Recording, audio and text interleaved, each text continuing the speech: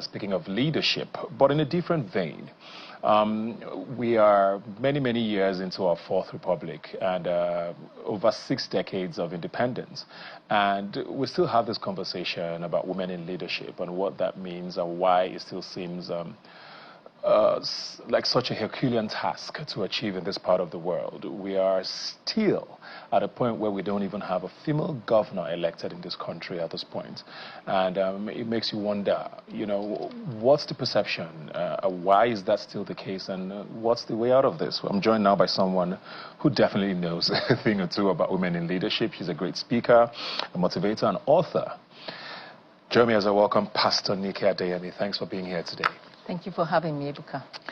I mean, I start off with that. I know politics might not necessarily be what we're talking about here today, but I feel like it speaks to what we're going to be talking about here today. And, you know, what does that say about the people, the nation, if at all, or is it a political thing that has made it almost impossible for women to crack this leadership thing in politics? Thank you. I mean, it's a discussion that we must continue to have. There are qualified women. I think the issue is oftentimes the pipeline, the system, the opportunities, the methods of picking, choosing, pushing forward, or even allowing or enabling women who are qualified to be in positions of power. Yeah. What do you think people get wrong? And I always wonder, is that term even helpful sometimes, women in leadership? You know, there are people who say, leave it open, anybody should get it. There are people that say, okay, but we have to create the space. You know, what are we getting wrong? What are the people and the women, all of us as a whole? I mean, we should have fairness. I think that's one of the things we might be getting wrong. The issue of bias, perception, thinking that women won't do a good job. Thinking that women maybe sometimes could be a drag. Thinking that for those who've worked with women, you know, at some point in time or the other, they've seen the advantages. But sometimes some have seen a situation where, okay, a woman has to take time off, her kids and all that. It's not that she's not qualified, but if she doesn't have help, support at home, again, that slows her down. So that's for women who are married. If her partner, you know, her husband, is not willing to take off some responsibility when she has to really be in the trenches of work for a season, that could throw her back, draw her back, and cost her, and cost all of us. Because sometimes they'll be like, is there no a woman that's supposed to be there, but what did she do? But they don't know the back end, the support that is needed sometimes. And we try not to give excuses, honestly, but there are a lot going on with us. Biologically, time of the month, all those back-end things that people don't know. We slap on our makeup and we put up a brave face and we move on. So I think there are opportunities and fairness should be considered. And less of insecurities on the part of the men. Okay, don't quote me and drag me like, oh, Nikki Adeyemi said men are insecure. But hey, we have to talk about these things. You know, when a nation allows its women to thrive and fit into places in leadership, the nation will be the better for it, honestly. Because you give a woman something, she incubates it, she brings it to you even better. Also, we've looked at I won't say the bad eggs. There have been situations where maybe 1 or 2 women have not done well when given the opportunity. But we don't need to look at that. Because sometimes they give women a window, like in politics. And then you see a situation of, okay, there's some corruption, money-wise. And they use that they use it and make noise. You know, see, we gave them a little space. And they ruined everything. And they ruined everything. And sometimes, too, was that our best? I don't know. Do you worry, though, because you mentioned culture there, and it's a big part of, you know, at least in this part of the world, where there's a lot of people who believe where women belong. You know, you mentioned, you know, the time of the month. You know, there are things that are biological that people would always argue, well, unfortunately, we can't employ her or give her this position because we can't deal with all of the emotions, quote unquote, that come with that. And even, not even just Nigeria, globally. Yes. There's a bit of a shift globally to the right, you know. There's, you know, the manosphere, like they call them, all these male podcasters. There's almost a drive now to say, let's go back, whatever back means for people, to what the world was, where men took charge and women, you know. Are you worried about where the direction is going? Yes, I am. Because I really think that we should all be open-minded. You know, I'm a pastor as well, so from the place of faith, the word says he created them male and female. It was not said they created male and then half female. Male and female to complement, to synergize, not only in a marriage situation or family situation, but in the boardroom.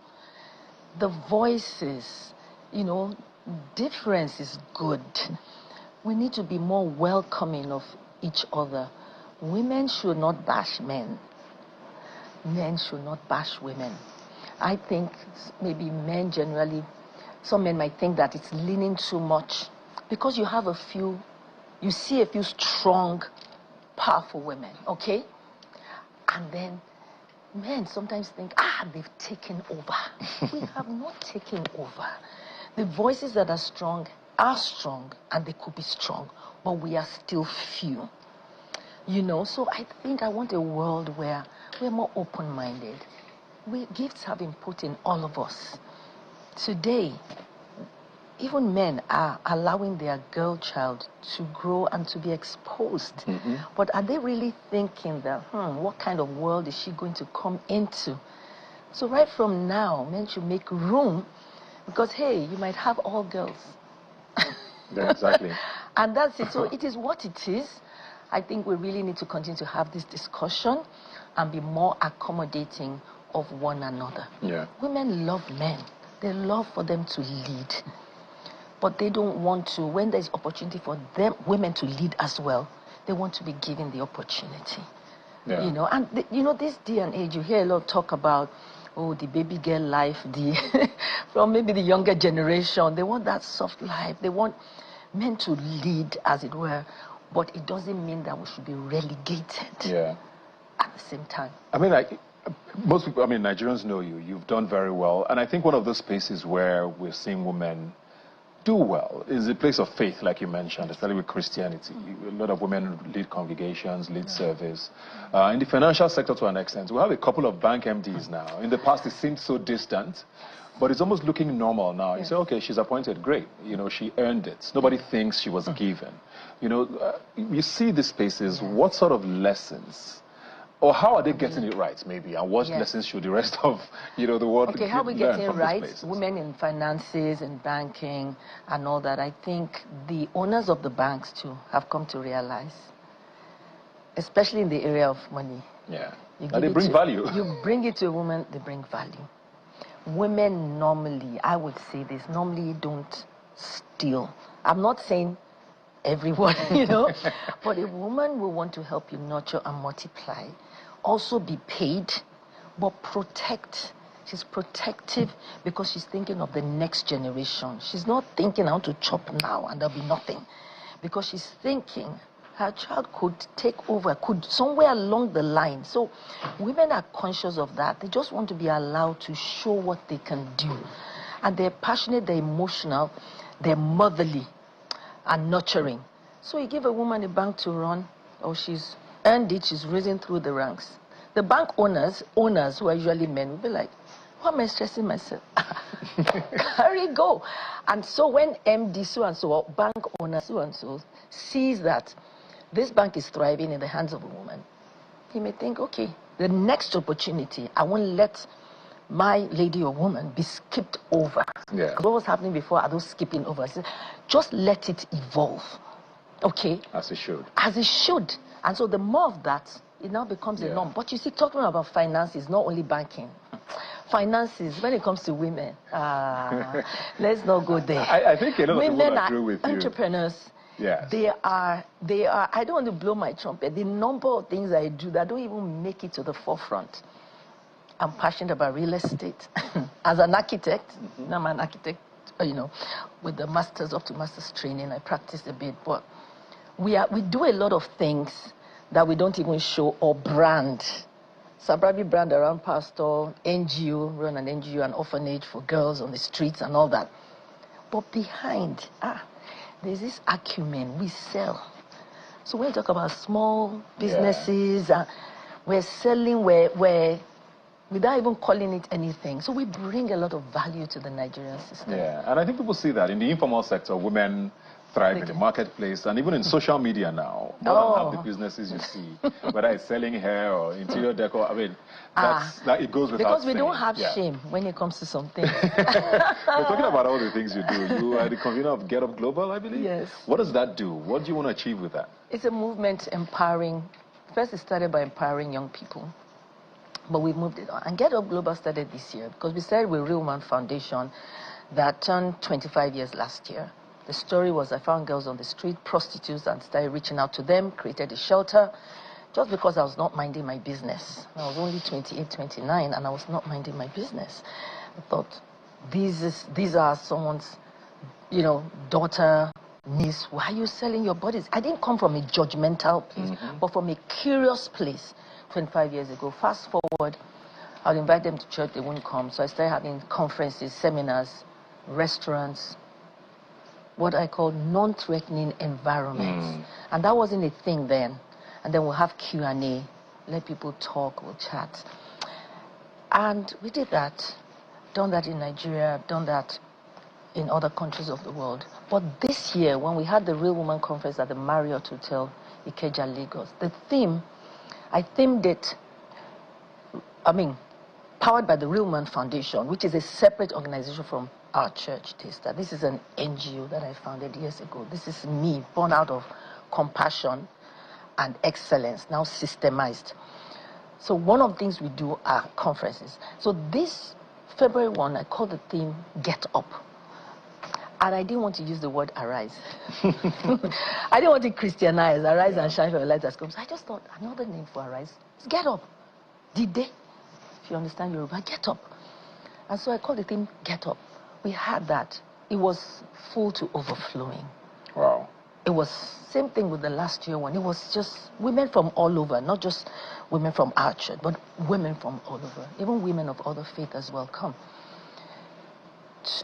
About 2 days after that conference, still trying to get over, relax, and then I just had this intuitively, have girls edition. I just thought, girls edition.